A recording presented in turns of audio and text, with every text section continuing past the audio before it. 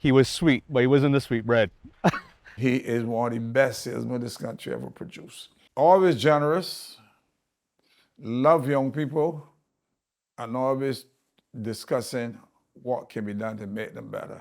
He was bright, you know, he was very well dressed, and he was a real great fellow, so we thought he's a leader. He was like a father to everybody, his children, and even us. This strict disciplinarian was a gem of a human being. He was probably one of the most giving people that I knew. Rawle Brancker was a giant of a man.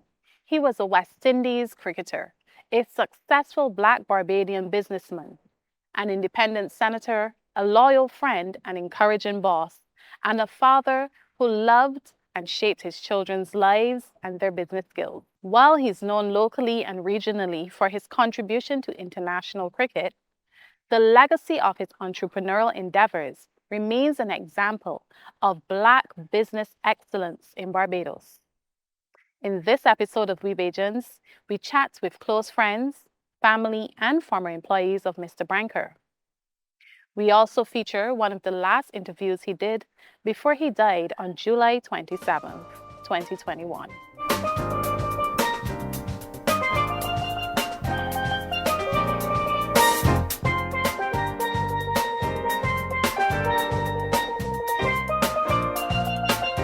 Born November 19, 1937, Rawle grew up in a humble Bridgetown district, ironically, just a few meters away from his iconic hardware and household store, Branker's, and the cricket mecca, Kensington Oval. The year 1937 marks a symbolic turning point for Barbados. At that time, the island was still very much a plantation society where the white plantocracy class held the wealth and power. The majority Black population lived in extreme poverty. In July 1937, Black Barbadians had enough of that regime and they broke out in riots across Bridgetown and several rural communities. The 1937 riots marked the beginning of socio-political change in Barbados, a turning point where Black Barbadians would eventually achieve political power and diversify business ownership on the island. And it was in this year, 1937, that Rawle Brancker, a man who owned and started many successful businesses, was born. He grew up in Emerton Lane. His mom was a shopkeeper, very, very disciplinarian as well. Dad came from very humble beginnings, and the work ethic that he took throughout his life was instilled in him from a very, very young age. My parents tell me, my mother tells me, was emphatically, that I had some tough times coming along. That there were many times when they thought I was going to be gone, dead, because I was sickly. We used to keep white alpine goats, from which we got the milk. The milk was our sustenance. And apart from alpine, we used to keep chickens to supplement the various bits of income that came in that were always inadequate. And I had to make sure that we had stock of what people wanted before we went to school. So I had to get up early in the morning, look after the goats, look after whatever was my chores, and get them ready for sale, because the profit that was coming from that mattered very severely. To move on from there, cricket and funny horse racing, I used to adore. I used to sit in front of the radio fusion and copy every race, the person by name, the number of horses, the names of the horses. I knew more about the basics in horse racing than I did cricket at the early age. By the time I got seasoned into Combermere, horse racing went through the window. So how did you get into cricket? I got into cricket because we had no television. We had nothing to keep us keen on horse racing. When the horse racing was on, we would get involved and writing up, as I said just now, but there was no naval attachment to horse racing. It became cricket because cricket then became my life. In addition to which, the schools, all of the primary schools like mine, St. Mary's, Wesley Hall, St. Giles, used to have little internal competitions, and those were very keenly contested. And in preparation for those, we cemented our connection with cricket because my school got to win, and we developed a winning feeling. Unlike the present West Indies team, we weren't afraid to win.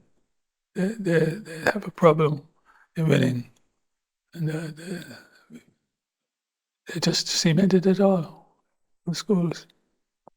So by the time I got to Combermere now, I was playing second level cricket in the senior competition. And this little fella playing I used to play short pants. Didn't have any long pants. But so the cementation process continued from there.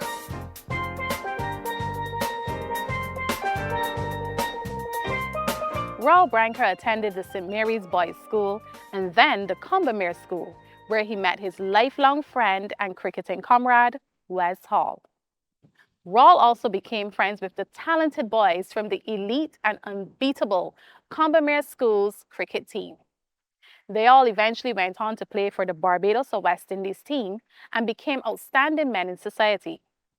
Rawle remained lifelong friends with Peter Lashley, Wilfred Wood, Erskine Simmons, Ari Innes, and Wes Hall. But of course, back in the 1950s, they were all just regular teenage boys with a passion for cricket and fun. And for Rawle, sometimes cricket would take priority over everything in his young life. Nothing went before cricket.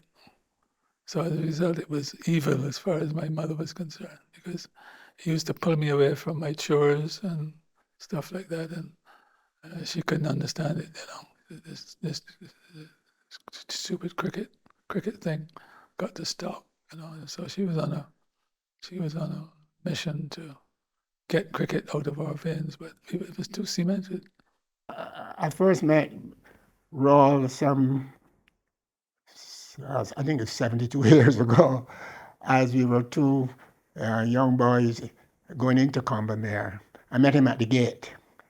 And I've always said that, I first met him at the gate, and I reckon later on I'll meet him again at the other gate, But Rawle came in, and I did not know whether he was an old boy, a nice second former or something like that, or newer, simply because, this guy came in like he was in a catwalk, He clothes made right on him and things like that. It looked different to everybody else. So I didn't think that he was my friend. I thought that he would be from Belvin or, the other place there in Black Rock. He said hello. And I said hello. He says,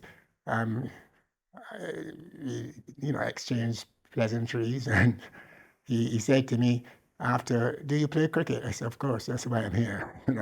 I like his school and their program. He said, me too. So he then said, well, look, I'll talk to you later.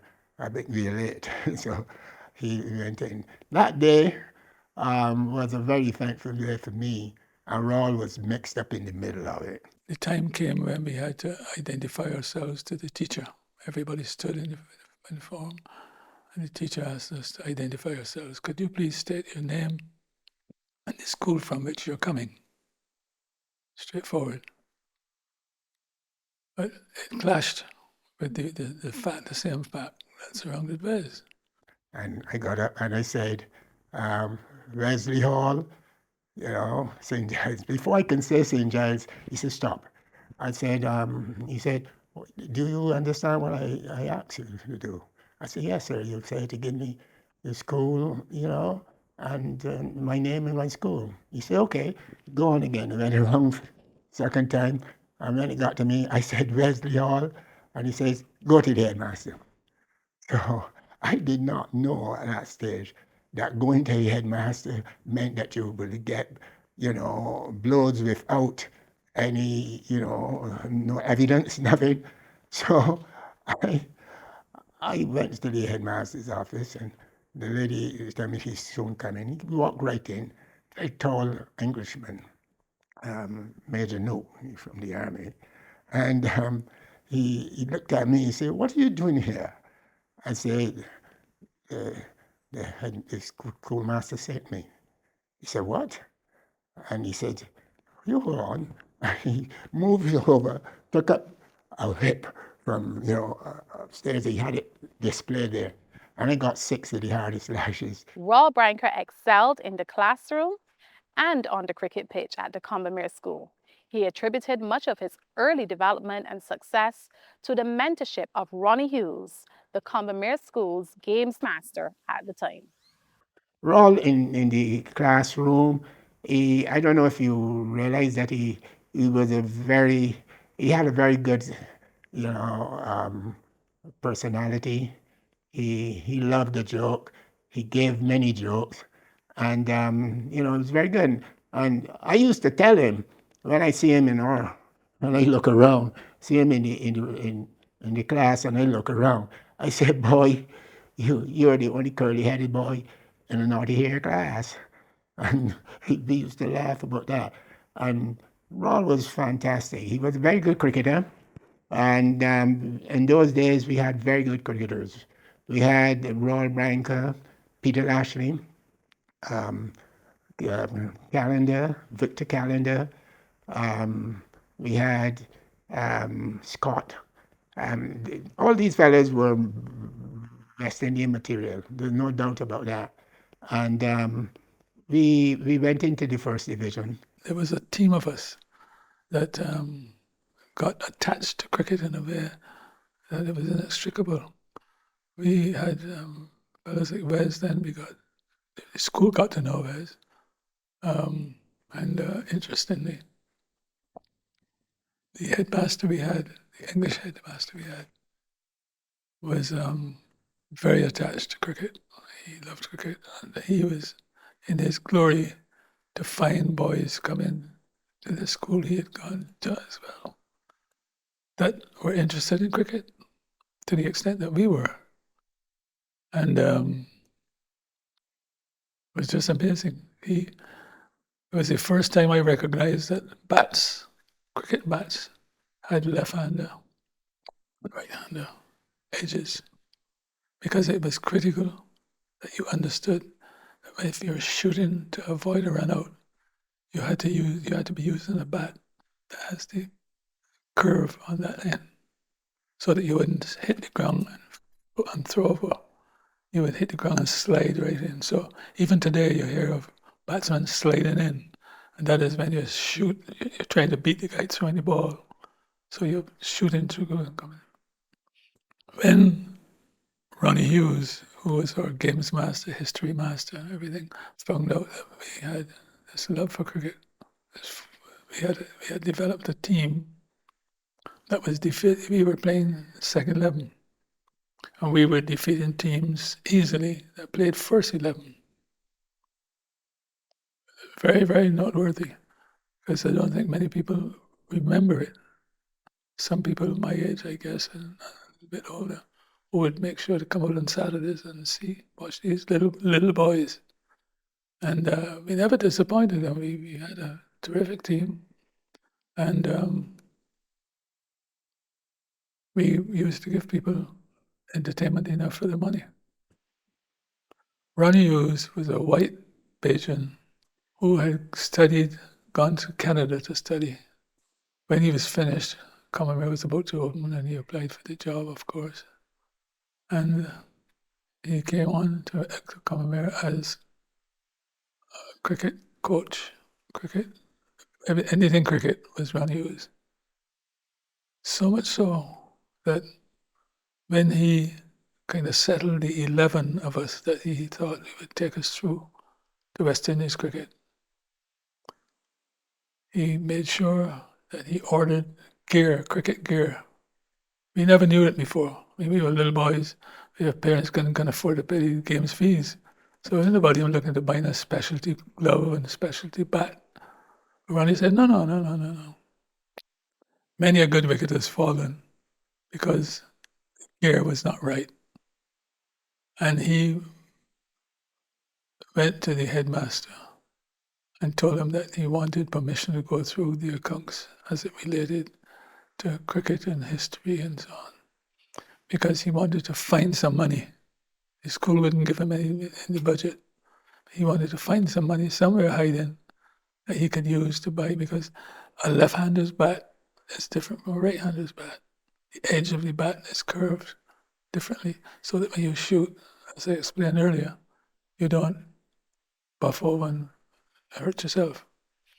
So Ronnie made sure he got enough. He scraped this from French and this from the next and this from the next budget, and he was able to buy gear to suit the side of the bat he occupied. Dad never went to university. He always says that his university was cricket.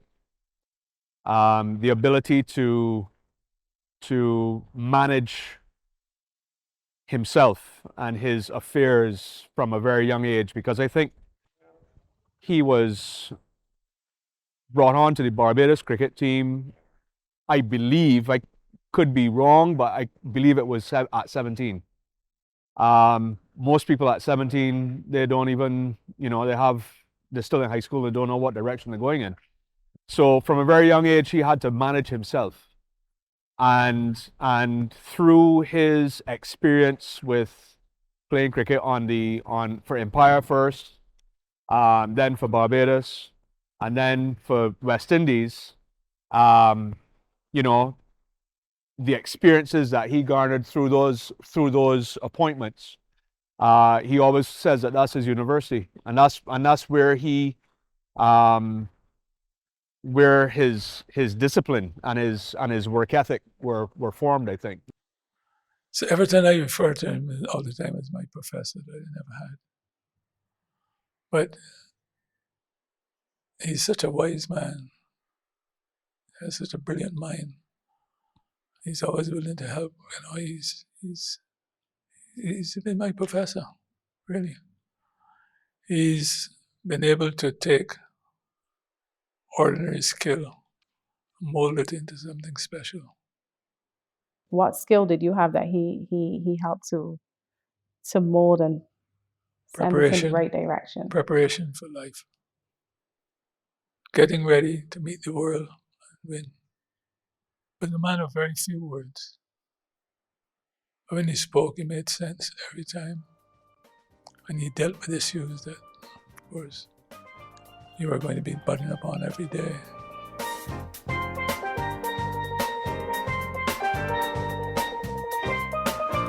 Well, I knew Rawle Brancker for about 50 years. Very dynamic, brilliant mind.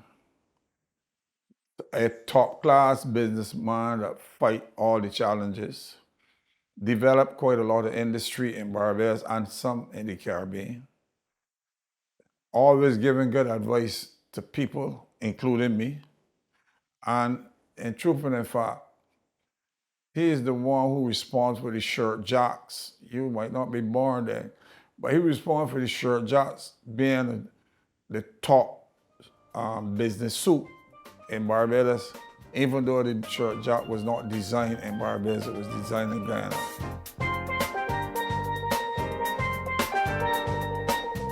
There was a company, or still is a company, named Maps Garment Factory in Barbados.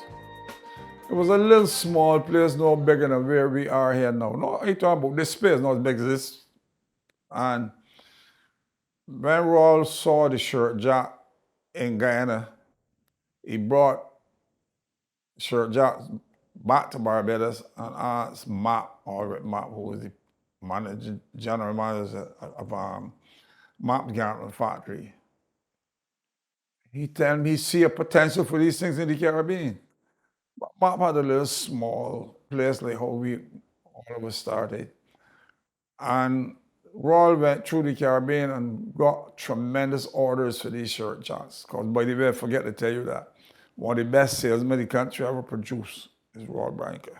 He had everything to be a good salesman: personality, intelligent, sports, everything. So once Rawle is in the company, people pay attention to him. And when he came back here, with all these orders, Mop could not do the work. You know what Rawle did? Rawle went to the Prime Minister, Errol Walton Barrow, the skipper. And he told him that I got all this work here, but Mop's Garment Factory cannot deal with this work, and because we have no place to work.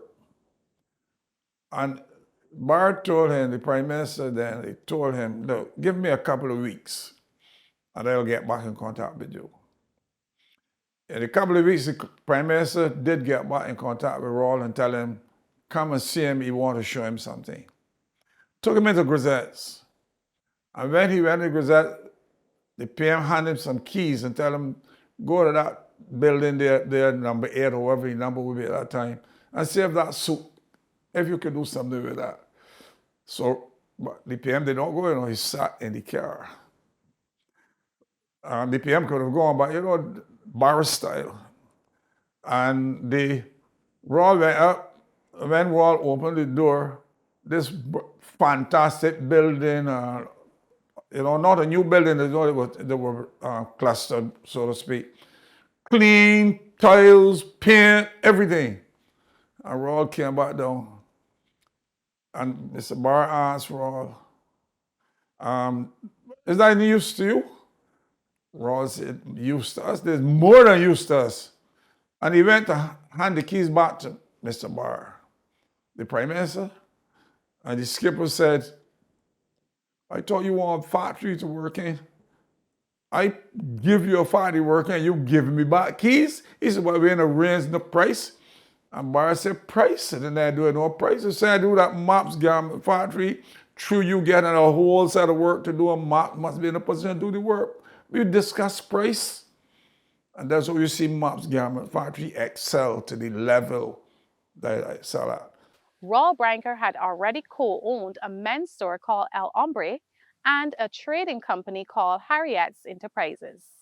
But let's go back even further to when young Rawle Brancker just left the Combermere school and secured a job with Bradshaw and Company, a business that sold machines and fabric throughout the Caribbean. In fact, on his very first day, Rawle traveled to St. Vincent and Dominica, where he secured quite a bit of sales for the company. So I had gone back to Combermere to meet with the guys. We had, captain was still a Combermerean boy. I think I got home and there was a phone call for me. I think we had a phone, not sure. And Major Note wanted me to call him. So I did. Called him, and he always referred to me as Rawle Cecil. Rawle Cecil, how are you doing? Are you ready for the world? And then he said to me, would you like a job? I said, well, Major Note, I mean, if I would like a job, that's what all of us looking for. I said, well, if you're interested, I think I have something that might be of interest to you. I have a good friend who has a business in Bridgetown, and he's looking for somebody who has the gift of the gab. And I thought of you, Rawle Cecil. So I thanked him very much, and he said, well, tomorrow morning I would suggest you go and see Mr. So-and-so at so-and-so, here's his number, and you can do the rest. I'm confident you can deal with what he has to ask you, and you should get the job. Just call me and let me know everything is all right. That was my start to formal business. Then I was working for somebody, and that went on for about a year and a half. At the age of 21, Rawle Brancker decided to quit his job and start his own buying and selling business. Several years later, the Barbados Lumber Company was born. I was at a cricket match one day in Jamaica. One of the guys came into my room, came in and said, listen, I want to show you something. And then I want to discuss something with you. Took me down to a yard and showed me some lumber, bundles and bundles of lumber that I could buy from him at a price that would give me a 15-20% price advantage.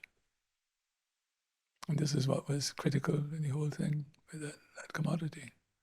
Your price had to be right. And we negotiated it.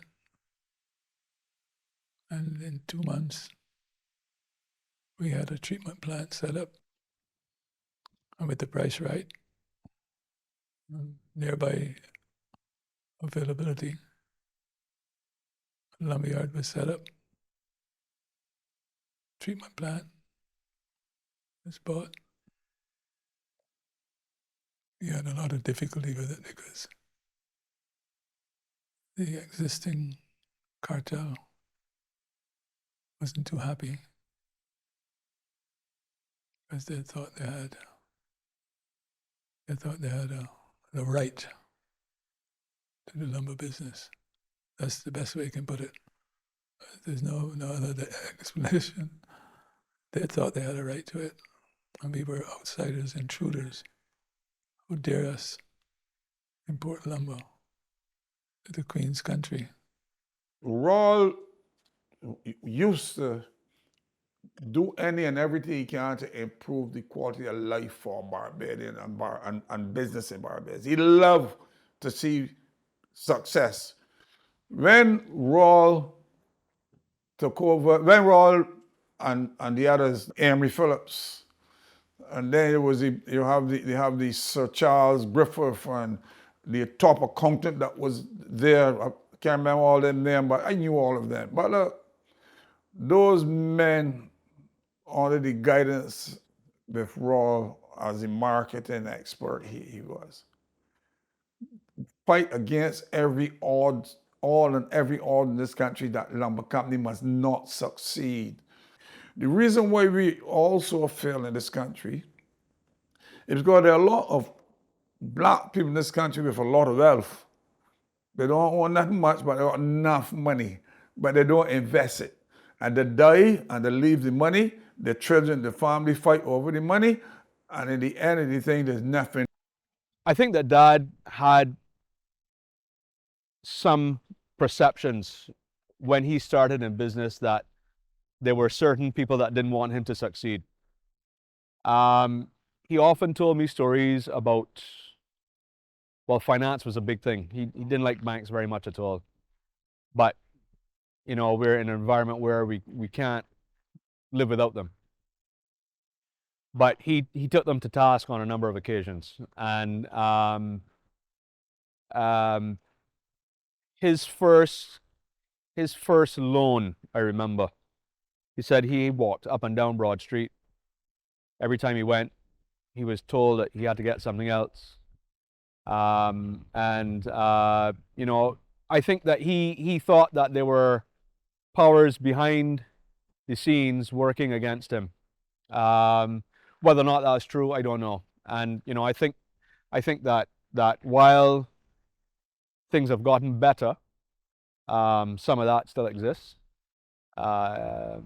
You know, I don't necessarily think that it is all related to race or as related to race as it was in his day, but I think that some of it still exists for sure.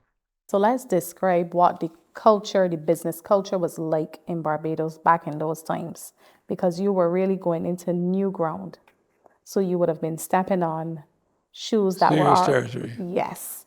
So describe that culture for us back in those days. Well, we came back and I had to do quite a few things. One was we had to get over to the consumers that the lumber itself was of the same quality as any other. So we were convincing in our arguments, in our presentation of samples, that we were in fact talking about the same product, just at a better price, from a different source. Most of my business life has been controlled by looking for alternate sources of supply. The world is too big for England and USA to be the only suppliers. So in almost all of my business life, I have made sure that we have looked for similar product, better pricing from suppliers who were tested and proven and had a good track record where they were coming from. In addition to the quest to source products from more affordable and non-traditional markets, customer service helped to cement the success of the Barbados Lumber Company. But wood wasn't the only business occupying Mr. Brancker's time. His son Adrian Brancker tells us more. Well, I know that he was also involved in IDC. He served as the chairman of IDC for a while. He served as the chairman of Grantley Adams International Airport for a while. He served as the chairman of LIAT for a while. You know, and I said it in my eulogy at the funeral, and you know, when I realized that he was involved in all of these things, and I said, but Dad, how do you find time? How do you take time away from yourself to serve on all of these boards? And he said to me, he says, you know, Adri, he used to call me Adri. He says, you know, Adri, if someone asks me to serve, it means that they think that I have a contribution to make. And if they think that, I can't let them down, so I serve.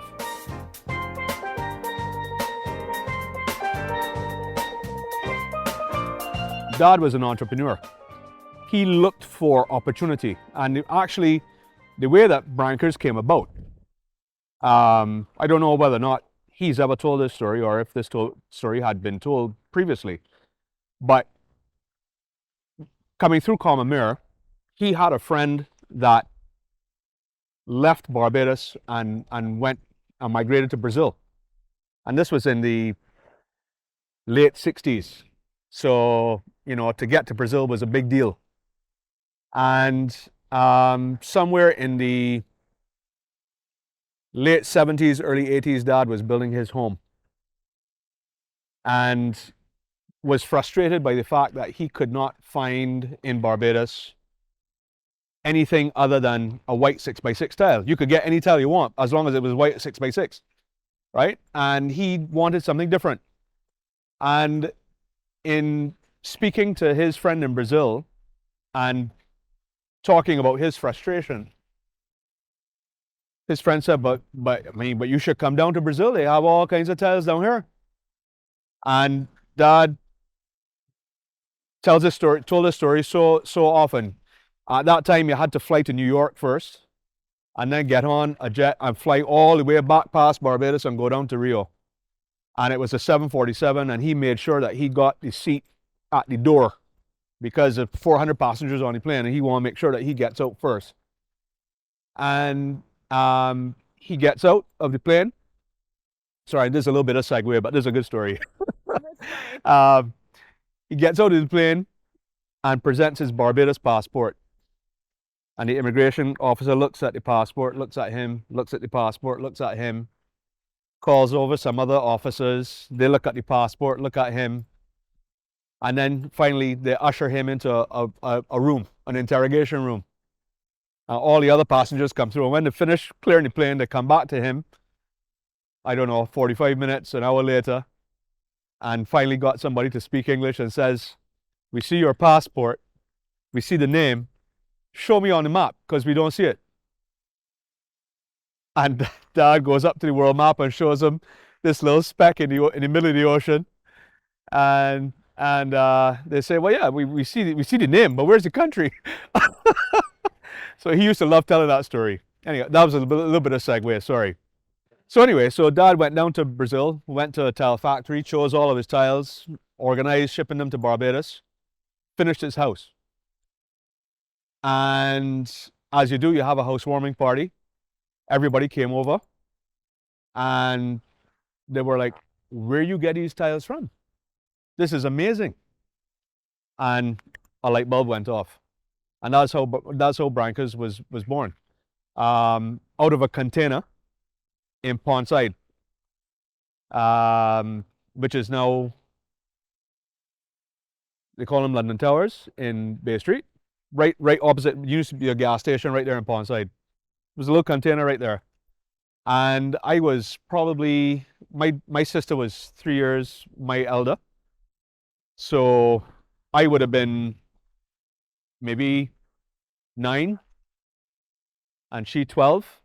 And by the time I was in high school, in secondary school, if I had 2 weeks vacation, one of them was spent in the store. And it wasn't a question. That was mandatory. I met Adrian first, right? Because I met him like the year after, I think about the year after he came. And I watched him work alongside his dad. Then later on, Caroline came in. Well, Jason was still at school most of that time. And then Caroline came in. And while Adrian was more hands-on and, with the kitchens and this thing, Caroline did the decorative part and she transformed things, with her, the eye for beauty, I would call it. So with Mr. Brancker already having that eye of beauty, then you have them come along. When they set up something, it was good to watch. Yes, we had all 3 of the Branckers here working with his dad, which was good. And it's really good to see Black businessmen, people in general, that they bring on their kids and they learn from their parents. Adrian helped with a lot of the ordering process, so did Caroline. And Jason had all he had the ideas and stuff like that he would put into play with his dad. Mr. Brancker treated everybody the same, right? He tried to be fair in that, and he treated everybody the same. If you make a mistake and he corrected you on it and you do it again, he's going to fret. So you would try not to. So he was like a father to everybody. In my opinion, everyone was treated equally. If he did not like anything any of his children did, he would let you know. Working with family is tough. When you work with someone and you have a disagreement at work, you go home. And we still had that because we didn't live together, but he was still my dad and I still his son. And while I think he always made accommodation for me in terms of valuing my opinions and so on, I knew very much that he was still the boss. He took that disciplinarian idea into work life as well. One instance that I remember that was that you sort of understand what I mean by that. When I first moved back to Barbados after I graduated college, and I came into the business full time. I had some friends in from overseas and we went out a Friday night. And I had a little too much to drink, and Saturday morning I had a little bit of difficulty getting to work on time. And I strolled into the office at about 9:30. This is a Saturday morning, mind you. Strolled into the office about 9:30 in the morning. And my dad, and he never raised his voice, always calm, spoke soft, which was sometimes worse. But pulled me aside very quietly and put his hand on my shoulder and he says, "Adrian, I want you to look around inside of here. Look at all of these people that came to work at 8 o'clock, right? And I want you to understand that the reason that you enjoy the things that you do are a direct result of the efforts that they make. Never again do you disrespect them in the way that you did this morning. And you go to each of them and apologize. That's who he was. And did you? Absolutely. Because now that's who I am. Mr. Brancker, management style, he was a very firm person, but also very diplomatic. He was gracious. He was willing to listen, even if we had issues or anything that popped up at that point in time. He wasn't the person that would try to, like come down on you. He's willing to listen and have this conversation with you, have an understanding of what's going on, and resolve the issue. That is what I loved about him. As firm as Rawle Brancker was, he also had a softer side, which his customers and staff absolutely loved.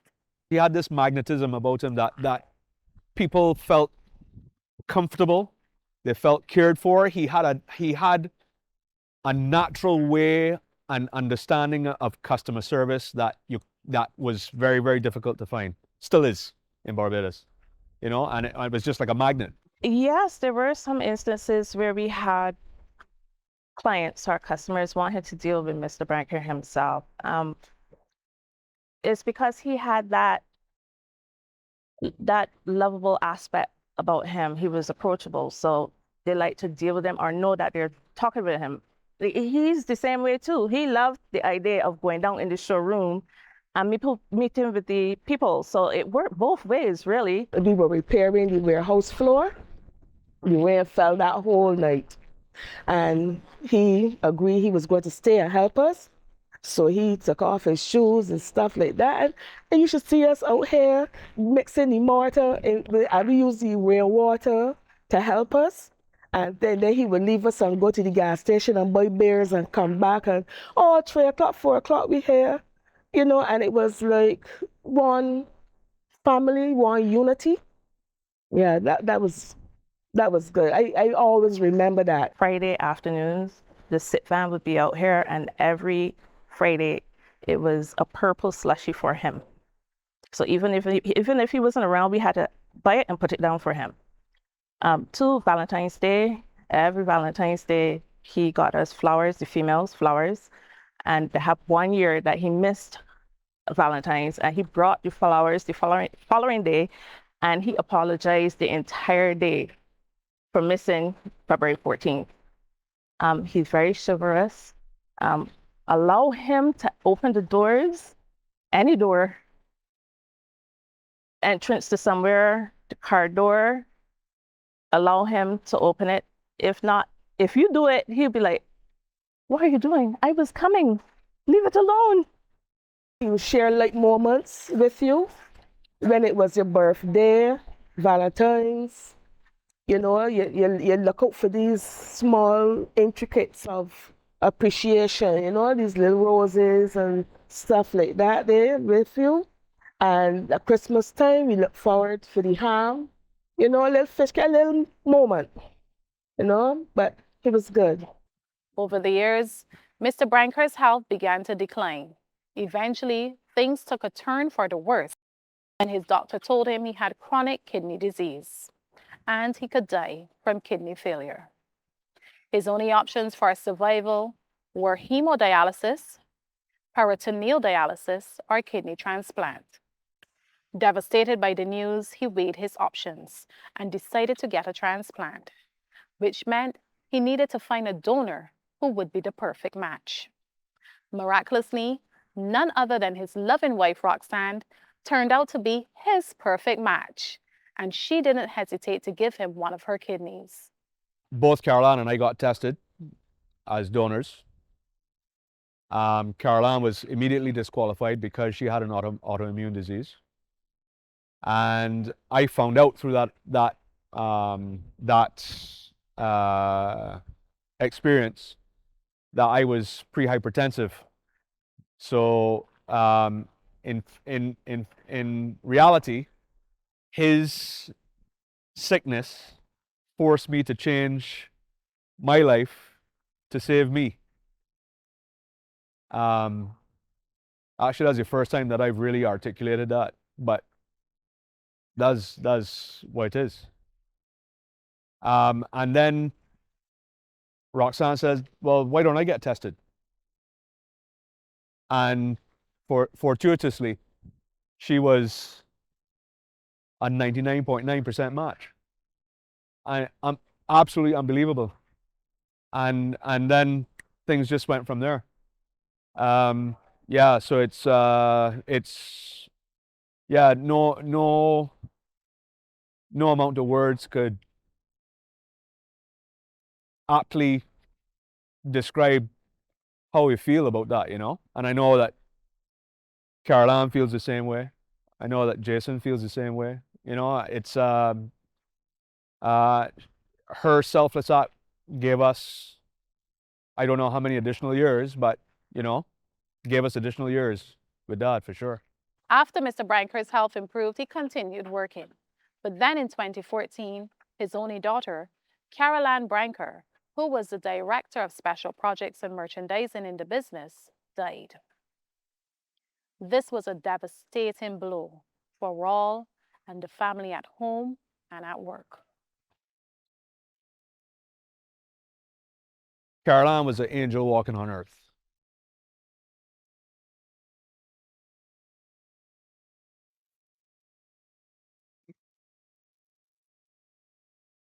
Yeah, we weren't always close, but we were always close, if that makes any sense. Her passing hit me a lot harder than Dad's passing did. I think, you know, while you're never really prepared for somebody to leave, I think we sort of prepared ourselves more for Dad. Caroline was although she was not well and had not been well for a while, she was in remission for a long time. But when she passed, it hit me like a ton of bricks. I felt at first that I did not give myself time to grieve. I felt like I had to be strong for my parents. And one day, several months afterwards, it hit me, and still does. Caroline was effervescent. She was she couldn't walk into a room without people smiling. She had this, actually, now that I'm articulating it, she's very much like Dad. She had this magnetism about her that pulled people towards her. And yeah, she was very special. It was like she was here today and gone tomorrow because you didn't really expect it. So it kind of hit us hard. And Mr. Brancker, he didn't take it well at all, you know, and it was sad, a very sad moment, and even much more sad for him. And he was torn.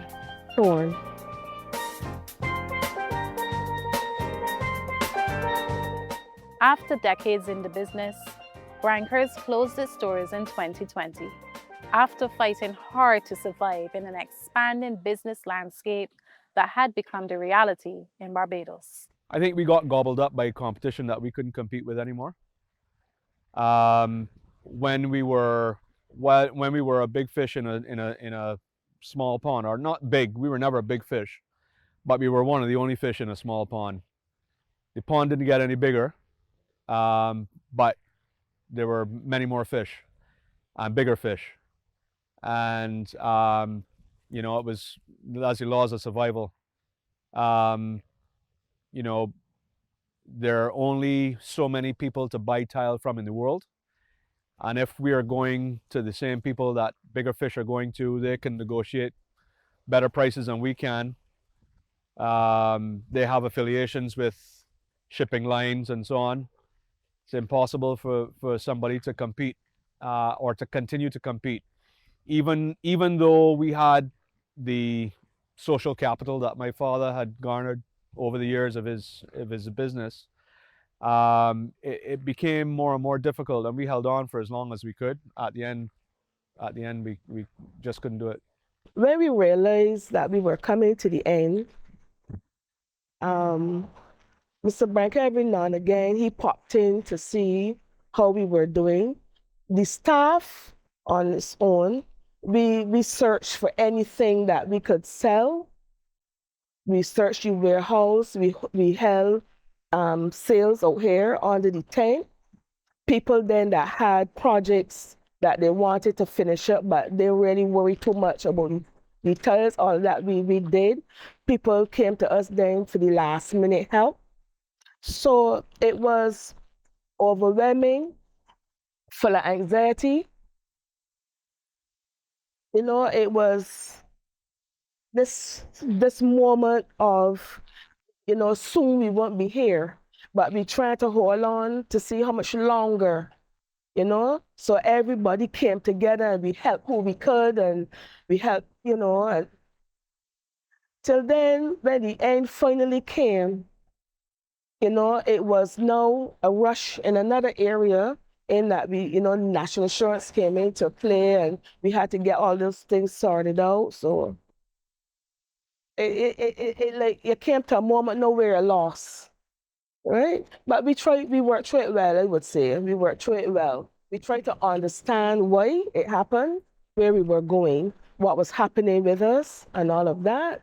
And then the final day of January, the 17th, we came down here. We all sat with Mr. Brancker, Adrian, everybody, and we chatted and all of that. And well, for me, I had the opportunity then, and then while we were away, we had lunch with him at his home a couple times. So I had the opportunities to thank him for all the years, to thank him for the lessons that he taught us, that, you know, he taught me. And, you know, just being there for us and everything like that. And that I didn't wait until he was passed to stand up in front of church or somewhere and say he was this and he was that, and to thank him and all that. So I'm really, outside of all of it, I'm really, really glad that I had the opportunity to personally thank him for being there for me. I would just like to be remembered as having caused confidence to develop enough in enough people, enough youngsters particularly, but they will see themselves fitting into the landscape of business and entrepreneurship. That will become a norm. One of the things that hurt me is that I've seen and tried to better it all my life, didn't succeed. So I wanted to make it clear to all the youngsters that I was going to get involved in, and I do get involved with some, because I want them to see that we are no less capable than the guy in England, Japan, wherever. We are just as capable. And I would like to be able to leave a legacy, if that's what they call it, to give enough confidence to do millions more than I've done. Even though the end of an era had come for Brancker's store, the entrepreneurial legacy and lessons of Rawle Brancker still live on in his surviving businesses, in his children, in his former employees, and on the pages of history that we in Barbados call our very own.